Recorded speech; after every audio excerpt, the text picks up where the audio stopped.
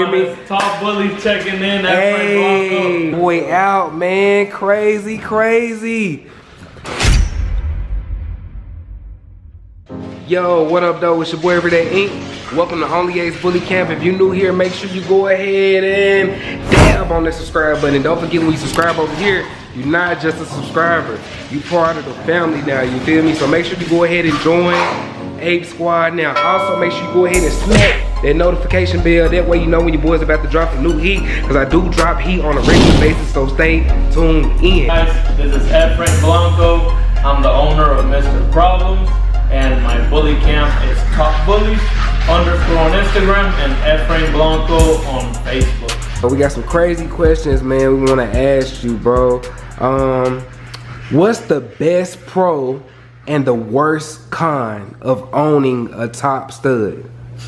The best pro is definitely the money. I like money, and I just like the way you're able to make it and the amount of popularity that you can gain from it. Okay. I think that's my favorite thing. It kind of sounds fucked up, but hey, be honest. Hell yeah, bro. That's what I want you to do, bro. Keep it 100, bro. That's definitely the best pro, and then the best con is the worst con. The worst con is having to turn down business. When you have a boy that's so busy, sometimes you just can't cater to everybody. Right. And like last night, a guy hit me up at like 10:30. He was like, "Hey, bro, I need Problems juice," and it's like, bro, you know, he's got a breeding tomorrow, and he's got a breeding the following day after that. I can't be just pulling time after time after time. So the worst con is definitely having to turn down business when a lot of females are in need at the same time. That's understandable. Okay, next question. What does your ideal bully production look like?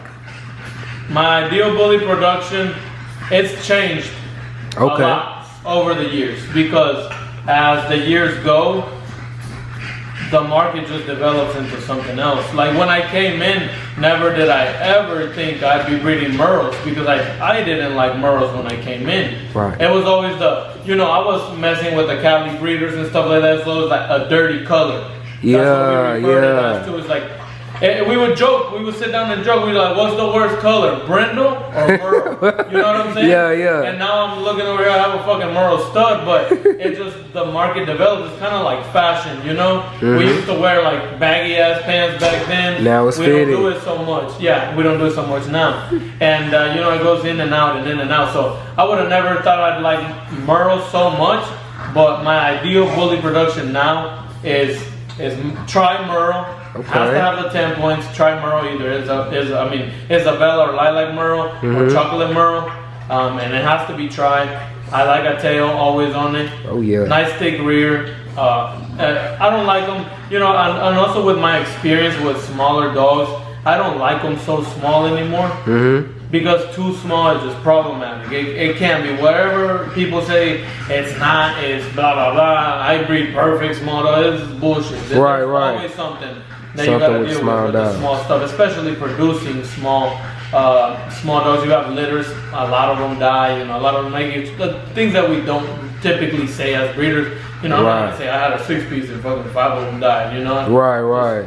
And I like them just a little bigger, right around 40 pounds is my ideal weight. A head piece is the most important for me. Nice big head piece, full tail, try Merle, and you know, just overall just thick dog. I just like nice thick dogs as what would be my ideal production. Okay. In 2022, either try Merle. I could go either or. Okay. So another question. How long have you been breeding dogs, and at what point did you realize breeding dogs full time could support your lifestyle? Okay, I've been breeding dogs in February. It'll be 3 years. In February, it'll be 3 years that I started breeding.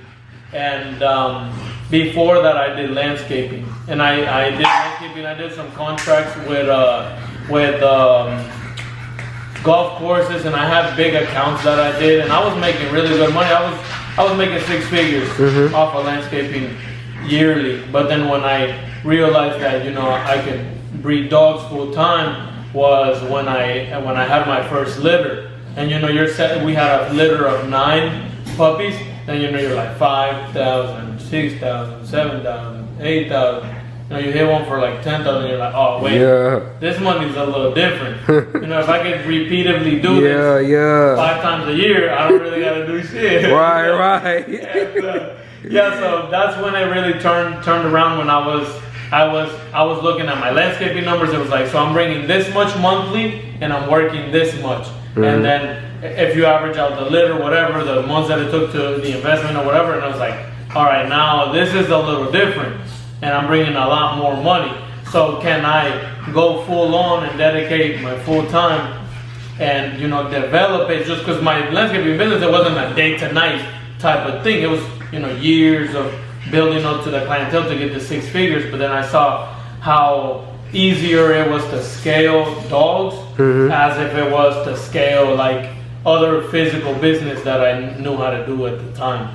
Right. So at that when I think after my first litter, that's when I was like, shifting in my head. I was like, all right, this could bring in a lot of money, and it can be scalable very fast. Okay. How has all of the hate towards you and your success breeding dogs affected you? At first, when I first like started getting hate, I think it would affect me. Like I'm not gonna lie, bro, I would get in my feelings and like, still human, like, yeah, definitely. People think like this about me, or you know what I'm saying? And then I realized it's like, bro, I don't really give a fuck. Like, it's just like it is what it is. People are gonna hate regardless. You can be doing an act of charity, and people are gonna criticize you for it. Oh, you just getting all this money from dogs, so now you're giving food to the homeless and blah blah blah. Right? You could be doing that, or you could be splurging money at the strip club, and you're still gonna get criticized regardless. So I just adapted to it. Just like, man, fuck it. It just is what it is. People are gonna hate whether you're doing something good, or people are gonna hate whether you're doing something that's, you know, maybe not good to everybody's eyes. And I just like, I don't really care now, bro. If somebody comments like negative shit on my post, like sometimes I just delete it. Right. Easiest way to, you know, not think about it. And definitely. Like the shit that I get on my DMs, bro, is crazy. You wouldn't believe, bro. You wouldn't believe. Yeah. All right. If you had to name 3 top studs in the bully game besides yours, who stands out to you? Okay. Woo! Who stands out to me, and this is gonna be biased because these are dogs I like too a lot. Yeah. But they are top dogs though.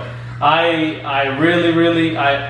not gonna lie, I really love Giagi. I've always liked him since forever, because I grew up on like the blue pit bulls type of thing, you know. And I never bred dogs anyhow. I never really bred them at all. But blue pit bulls were always like cool to me. And so Giagi, when I jumped in the game, that was the very first dog that you admire. I'm gonna say 4 because I got. Okay. And then I love TBC Future. That's like one of my favorite dogs ever, and his color too. I don't know if you've seen him. I haven't seen him he's yet. A sable tri. He's super under the radar. George owns him too. The same owner as Giagi. He owns him. He owns him as well. He keeps him super low key. He's just beautiful, bro. When I see him in person, he was just like, I fell in love. That was my favorite dog. I wouldn't say he's a top dog now, but he was at his time. And then I really love Kobe. Brad Hakala, Gold Country. Okay. I really love him. He moves really well. He has such a big head. His muscle tone is so nice. And you know, Brad just posts a whole bunch of videos of him running. Bro, that dog, like when Brad takes him to shows, the dog walks with Brad everywhere Brad goes. And he sits like right next to him, like as if he was like a little police dog or something. And what other dog? I really do like Crown. I think he's very I know nice. Crown. I think he came in and I think he changed up the game where like it started shifting to tries. Because before Crown, I don't think we saw like successful tri-color dogs. They would always come in, go out, like, you know, it's kind of like, oh yeah, they're doing tri. But Crown really came in, and I think they have a great team of guys working them and, you know, doing all that. They've been pushing them very well, and he's very beautiful, bro. I really definitely. So, in your opinion, what does it take to go from underdog to top dog in this bully breeding game? I think there's two ways. You can buy yourself in, or you can breed yourself in. And I think when I started, we were breeding, dropping a whole bunch of litters, distributed puppies everywhere, bro. Yeah. You know, dropping, I don't know, 4 litters a year, sometimes even more. And we were buying a lot of shit, selling a lot of shit, and so it just started being known, like, you know, who sold you that dog? Right. We sold it to people that are doing really good job with like their social media and stuff. And so that, oh, you know, Efrain, blah blah, sold it to me. Yeah. So then I got more known, and slowly, boom. Then I brought out, you know, like the studs and stuff like that, and it just turned out really good. So you can go in that process, which is, I think you get a little more respected that way, and I think people take you more seriously that way, because they're like, okay, this guy is trustworthy. You know, he produces quality dogs. He's, you know, you can buy from him. He's not gonna rip you off. Besides, when, you know, like I said, the other way, you can buying yourself into the game, you come in with something really tough, really, you know, to change the market up a little bit, and you can definitely buy yourself in. But it's harder to just buy yourself in and say, hey, I'm the best at this, and blah blah blah blah blah, talk all this shit, because a lot of people might just feel like, ah, man, this dude is full of shit. He just bought a nice dog, and people might just hate on you and never breed to you. So I think you definitely have to drop some litters before you know, you're like, oh, I'm really successful. I think that's a big part of breeding. Okay. You gotta know how to whelp a puppy. Come on, like, you gotta know. From the bottom. So along with being a top breeder comes a lot of financial success. What have you done with the money? And of course, it's for, you know, motivational purposes only, so y'all know. Well, with my money, at first when the success was coming, I think I was just kind of like splurging it. I'm not gonna lie. I'd go out a lot, you know, party a lot, kind of thing, and a lot of that money is no longer here. So a lot of that financial success is no longer in existence. But a lot of my money, I would say probably like 70% of my money I allocated in the stock market. Okay. I own a lot of shares in different companies so like 70% of my money is all in the stock market. I have a vending machine business that I run as well. I just got into that this year. Awesome. And then I'm now investing into landscaping, and again I'm gonna start the landscaping company again. So I'm buying, you know, newer equipment and stuff besides from the stuff that I had. And then the other, like, I would say like 5 to 10% of my money goes in like different little investments that I want to, you know, help me offset my taxes and whatnot. And then the other like 20% is just buying more dogs. Okay. Yeah, but you know, that's about it. I do invest a lot in the stock market, and a lot of it too. Like when I get paid cash, I just keep it. I don't really spend it now. I used to spend it, but now just, you know, stack it, see where I'm at a year from now, see how well I'm doing, type thing. Okay. All right. What's the best way to explode or break a top stud? Explode as in like explode as get in, them out there. Yeah. Okay. I was talking about this yesterday, and I don't know if there's one way, or there has to be a series of steps and a series of events and you know, a team of people working with you to be able to, you know, push it to because you can have a stud and do breedings, But like I said, you don't really have a real stud until you're having to turn down breeders. Like, hey, look, I can't. Sorry, bro.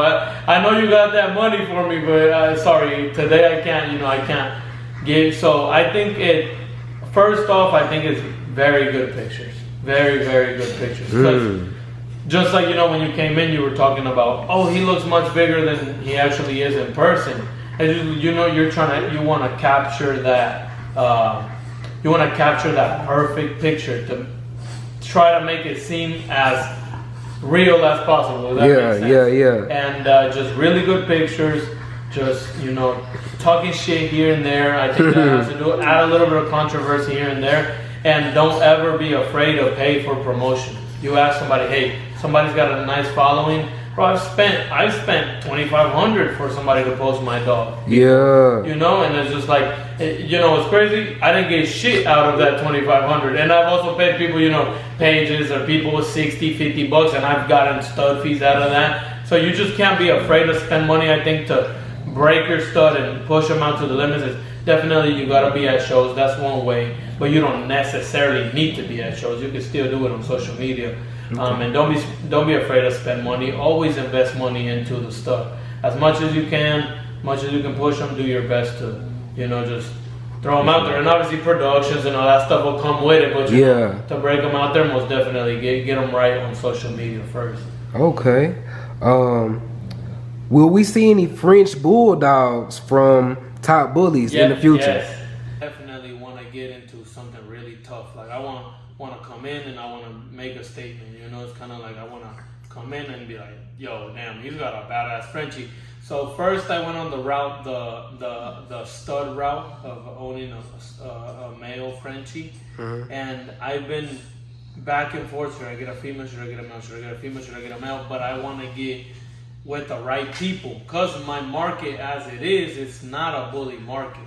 I mean, it's not a Frenchie market. I have all the bully breeders, and I know a lot of the bully breeders do own Frenchies, but I don't think I have any full-on Frenchie breeders that that fuck with me or whatnot. So I want to definitely break into that market and, like I said, come in and earn my respect as a breeder, first of all, and then I can come in as a stud owner, just timing it out. But you guys will see it. Just a little, exclusive thing for the interview. I do have a boy coming tomorrow. Oh. And he's an English bulldog. He gets here at 5 p.m. Okay. So I'll have an English bulldog tomorrow. He's crazy as hell. He's beautiful. I've been looking for a long time for an English bulldog, and I finally found him. He's beautiful, bro. He's exclusive, y'all. Exclusive interview only. Yeah, but you guys will see the Frenchies, just not very, very soon, but hopefully by the end of this year, we'll have some Frenchies going on. All right, where do you see yourself in 5 years? Damn. That's a little different. Yeah, a little different. Yes, sir. I definitely, I have my notebook that I write my goals and stuff, and I definitely do wanna do dogs for 3 to 4 more years, but I want to get into different business ventures, that might take up more of my time. But I don't think I'll ever leave the dogs completely alone. Maybe I won't do it in as big of a scale as I right now. I'm just doing this, problem, and soon I'm gonna be building a kennel and then loading up on females again. So I'm gonna be, pushing puppies and doing all that good stuff. Hopefully by February or something like that, and then I plan on going real hard, and then stacking up the money that I need to for the stuff that I want to get into, and then I do plan on just chilling out for a good while with the dog. So yeah, probably year 5. Hopefully I can reach the goals that I have set for myself, and I can do what I want to do, and then have more dogs as pets, more than trying to be breeding here, breeding there, doing all this crazy stuff. So I think I've had a fun time doing it too. It's so fun. It really is fun. You meet the coolest people too. That's why. That's another reason why I don't want to leave it completely, because the money's good, yes, Do I want to get into other stuff? Absolutely. I have, plans of other things that I want to get into. But the people you meet, it's just priceless, bro. I meet some really cool people that I, made friends. I've been friends for fucking 3 years with them since I got into the dog game. And when I see them, it's like they're my friends. Like I've known them for my lifetime. And so I think I'll keep doing it as long as I can. 5 years from now, I'll have different, as far as the dogs go, I will have different dogs. The problems will be retired.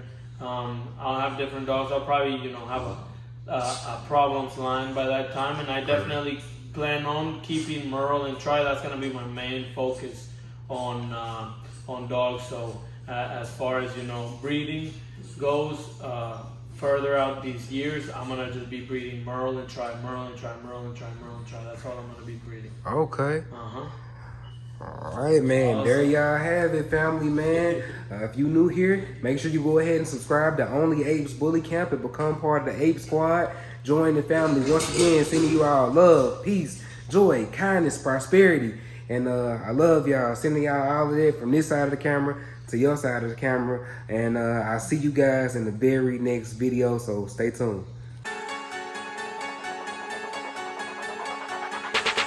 Got them exotics. I got them micros. Got them exotics. I got them micros. I'm going ape. I'm going ape. I'm going ape. Yeah, I'm going ape. I'm going ape. I'm going ape. I'm going ape.